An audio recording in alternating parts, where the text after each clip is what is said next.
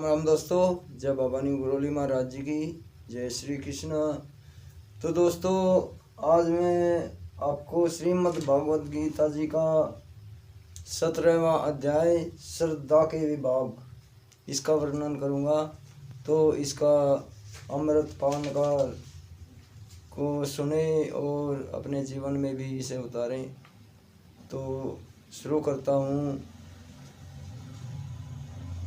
अर्जुन ने कहा, हे कृष्ण, जो लोग शास्त्र के नियमों का पालन न करके अपनी कल्पना के अनुसार पूजा करते हैं, उनकी स्थिति कौन सी है? वे सतोगुणी है, रजोगुणी है या तमोगुणी है? भगवान ने कहा, देहधारी जीव द्वारा अर्जित गुणों के अनुसार उसकी श्रद्धा 3 प्रकार की हो सकती है, सतोगुणी, रजोगुणी अथवा तमोगुणी। अब इसके विषय में मुझसे सुनो। हे भरतपुत्र, विभिन्न गुणों के अंतर्गत अपने अपने अस्तित्व के अनुसार मनुष्य एक विशेष प्रकार की श्रद्धा विकसित करता है।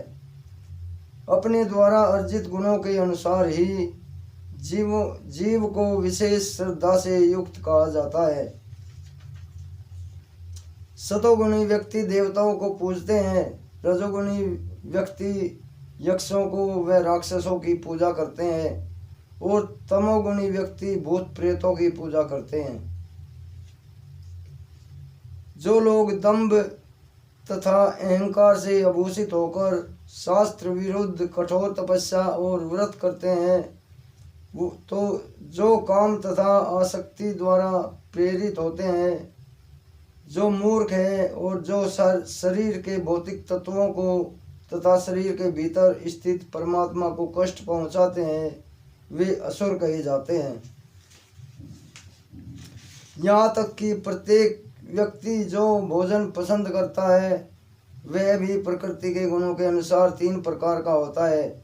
यही बात यज्ञ, तपस्या तथा दान के लिए भी सत्य है। अब उनके भेदों के विषय में सुनो। जो भोजन सात्विक व्यक्तियों को प्रिय होता है, वह आयु बढ़ाने वाला, जीवन को शुद्ध करने वाला तथा बल, स्वास्थ्य, सुख तथा तृप्ति प्रदान करने वाला होता है। ऐसा भोजन रसमय, स्निग्ध, स्वास्थ्यप्रद तथा हृदय को भाने वाला होता है। अत्यधिक तीखे, खट्टे, नमकीन, गरम, चटपटे, शुष्क तथा जलन उपद्रव करने वाले भोजन रजोगुणी व्यक्तियों को प्रिय होते हैं। ऐसे भोजन दुख, शोक तथा रोग उत्पन्न करने वाले होते हैं। खाने से 3 घंटे पूर्व पकाया गया, स्वादहीन, वियोजित एवं सड़ा, झूठा तथा अस्पृश्य वस्तुओं से युक्त भोजन उन लोगों को प्रिय होता है जो तामसी होते हैं। यज्ञों में वही यज्ञ सात्विक होता है जो शास्त्र के निर्देशानुसार कर्तव्य समझकर उन लोगों के द्वारा किया जाता है जो फल की इच्छा नहीं करते। लेकिन हे भरतश्रेष्ठ, जो यह किसी भौतिक लाभ के लिए यज्ञ गर्ववश किया जाता है, उसे तुम राजसी जानो। जो यज्ञ शास्त्र के निर्देशों की अवहेलना करके प्रसाद वितरण किए बिना, वैदिक मंत्रों का उच्चारण किए बिना, पुरोहितों को दक्षिणा दिए बिना तथा श्रद्धा के बिना संपन्न किया जाता है, वह तामसी माना जाता है। परमेश्वर, ब्राह्मणों, गुरु, माता पिता जैसे गुरुजनों की पूजा करना तथा पवित्रता, सरलता, ब्रह्मचर्य तथा अहिंसा ही शारीरिक तपस्या है। सच्चे भाने वाले, हितकर तथा अन्यों को क्षुब्ध न करने वाले वाक्य बोलना और वैदिक साहित्य का नियमित पारायण करना, यही वाणी की तपस्या है।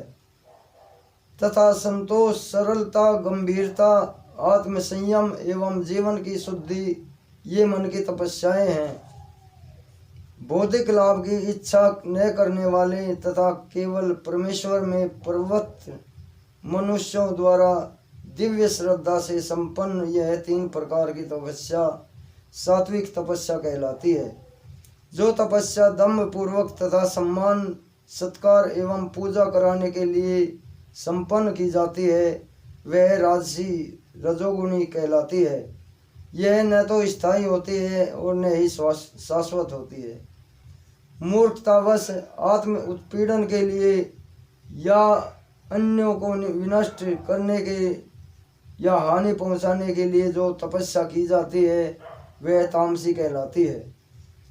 जो दान कर्तव्य समझकर किसी प्रत्युपकारी की आशा के बिना समुचित काल तथा स्थान में और योग व्यक्ति को दिया जाता है वह सात्विक माना जाता है।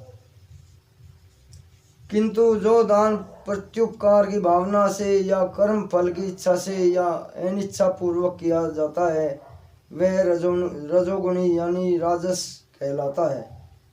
तथा जो दान किसी अपवित्र स्थान में अनुचित समय में किसी अयोग्य व्यक्ति को या बिना समुचित ध्यान तथा आदर से दिया जाता है वह तामसी कहलाता है। सृष्टि के आदिकाल से ओम तत्सत ये 3 शब्द परब्रह्म को सूचित करने के लिए प्रयुक्त किए जाते हैं। ये तीनों सांकेतिक अभिव्यक्ति ब्राह्मणों द्वारा वैदिक मंत्रों का उच्चारण करते समय तथा ब्रह्मा को संतुष्ट करने के लिए यज्ञों के समय प्रयुक्त होती थी। अतएव योगी जन ब्रह्म की प्राप्ति के लिए शास्त्रीय विधि के अनुसार यज्ञ दान तथा तप की समस्त क्रियाओं का शुभारंभ सदैव ओम से करते हैं। मनुष्य को चाहिए कि कर्म फल की इच्छा किए बिना विविध प्रकार के यज्ञ तप तथा दान को शब्द कहकर संपन्न करे। ऐसी दिव्य क्रियाओं का उद्देश्य भवबंधन से मुक्त होता है। परम सत्य भक्ति में यज्ञ का लक्ष्य है और उसे सत शब्द से अभिहित किया जाता है।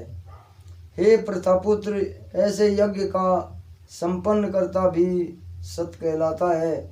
जिस प्रकार यज्ञ तप तथा दान के सारे कर्म भी जो परम पुरुष को प्रसन्न करने के लिए संपन्न किए जाते हैं वह सत है।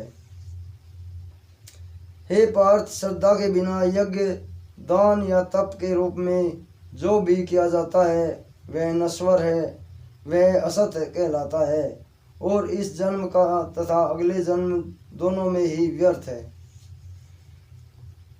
तो दोस्तों, ये श्रीमद् भागवत गीता जी का 17वां अध्याय का आपने अमृतपान किया। तो अभी आज्ञा लेता हूँ। अपने भाई को इस चैनल को सब्सक्राइब अवश्य करें। तो आगे आप 18वां अध्याय आपको कल फिर चैनल पे सुनाऊंगा, उपसंहार संन्यास की सिद्धि। तो तब तक के लिए इजाज़त दीजिए। जय बाबा नीम करोली महाराज जी की। जय श्री कृष्ण, जय श्री राम, जय श्री राम।